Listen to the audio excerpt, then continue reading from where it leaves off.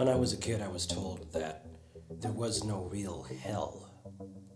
There'd be a paradise of a sort, but it wasn't the same as the one that's taught in traditional Islam or any Judeo Christians or Zoroastrian or Eastern religious dogma.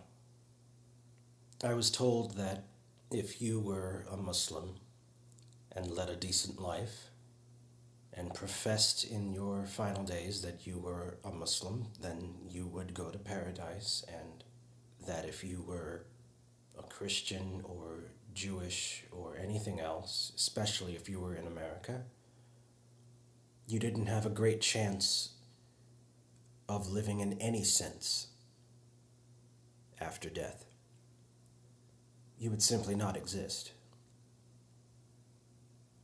Your soul would be incinerated like so much garbage. This is what was taught to me for the first 18 years of my life. A few days ago, I was told that someone very kind and very religious, and someone who was instrumental in my first few years as a performer, as an adult, has passed away.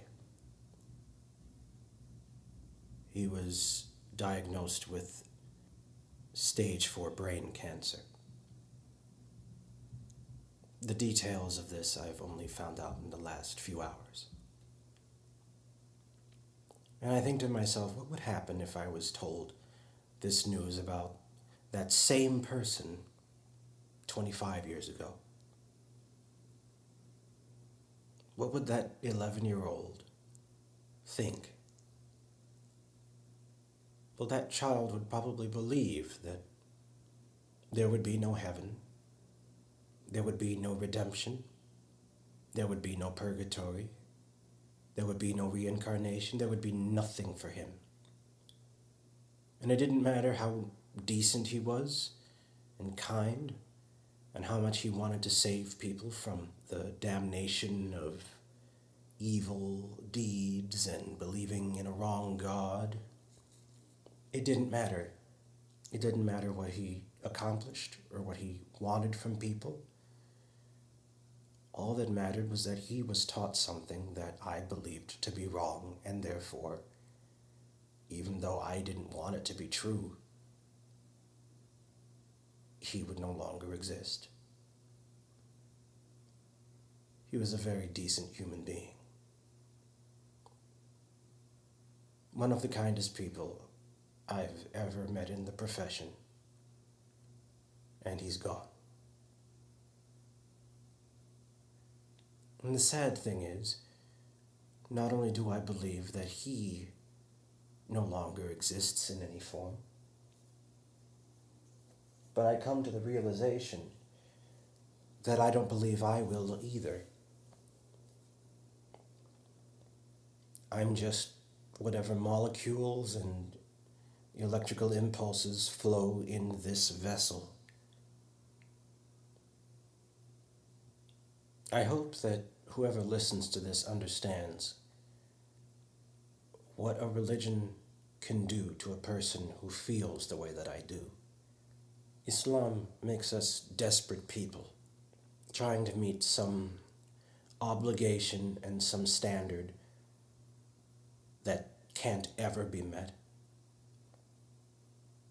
We seek a version of ourselves that will never exist.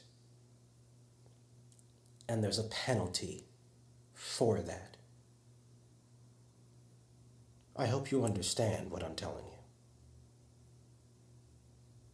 It's a sick, abusive thing taught to children by their parents, who, because of their own abuse, do not even understand what they've done to their own child, and probably never will. My grandmother will never, ever understand, now that she is dead, what she's done to her daughter. Never. My mom will go the rest of her life knowing this, knowing that there was absolutely nothing that she could do.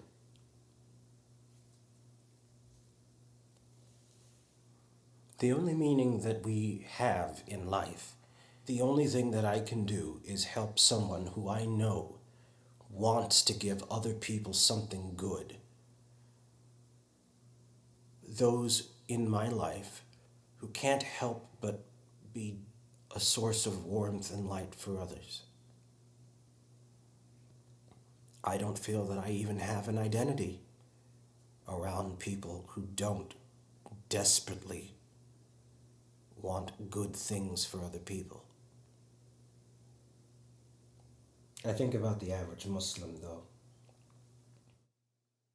The traditional Muslims who do believe in a heaven and a hell, not like the type that I was.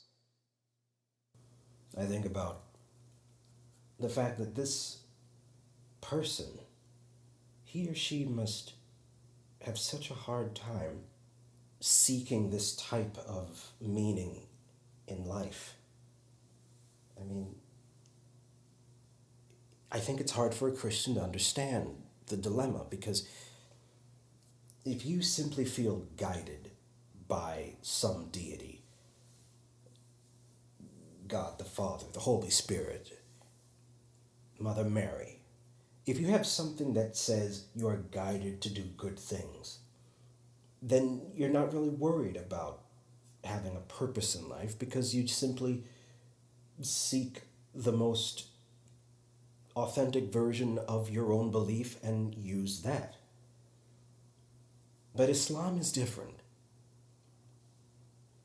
Islam does not hold that you are a vessel of anything inherently good, or that you can have the goodness flow through you simply because you want it to. At any moment, demonic forces can be around the corner and hurt you in various ways simply by forgetting to do something ritualistic, forgetting to read something, getting something wrong. It doesn't matter. They will believe that bad things will flow through you. Not simply that you will be punished, but that you will be an instrument of evil simply by avoiding some ritual, some idea. Remember, the Sunni Muslims are everywhere.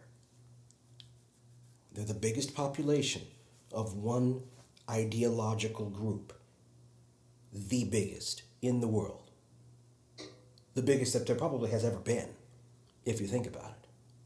This is an entire group chained to the notion that the people around them are not going to pay it forward. How can anybody rely upon people who any little thing that they do could bring a devil inside of them? The nicest, kindest human being in your neighborhood who does everything right, the most pious Muslim you ever know, could slip and do something bad tomorrow, and it doesn't matter what that person believes or does or who they love. The devil, the evil, can come into that person, and you will never know until it's too late. That feeling of never being able to trust your neighbor destroys that crucial sense of a purpose to life. It eradicates any hope of feeling that what warmth and light you give to another person will be passed forward to someone else. You'll never feel that way. You will always be desperate to search inward for that meaning or purpose, or search outward beyond people, and every day will simply be a drudgery from one setting sun to the next. What a horrible life. Death, when it comes to a Muslim, is an entirely different dilemma. as I've mentioned earlier, for some, it's almost a relief. No more existential problems, no more worrying about whether or not some neighbor is going to fly off the handle and become evil. No more having to recite and memorize and obey and go forward and forward and forward in the Qur'an and the Hadith and trying to be perfect, and no more trying to be something that you're not. Just bring on the hell already. Why do you think so many of them go into war? They're tired. It's not because they hate Western freedom. It's not because they think that Christians and Jews are evil. They may think that, but that's not really it. They'll say that, but it's because it's too cutting. It's too painful to admit the real crisis inside of them. They don't want to tell people that for many of them, dying is the easiest way out. And that even the most painful, torturous death feels better than an entire lifetime never truly living at all.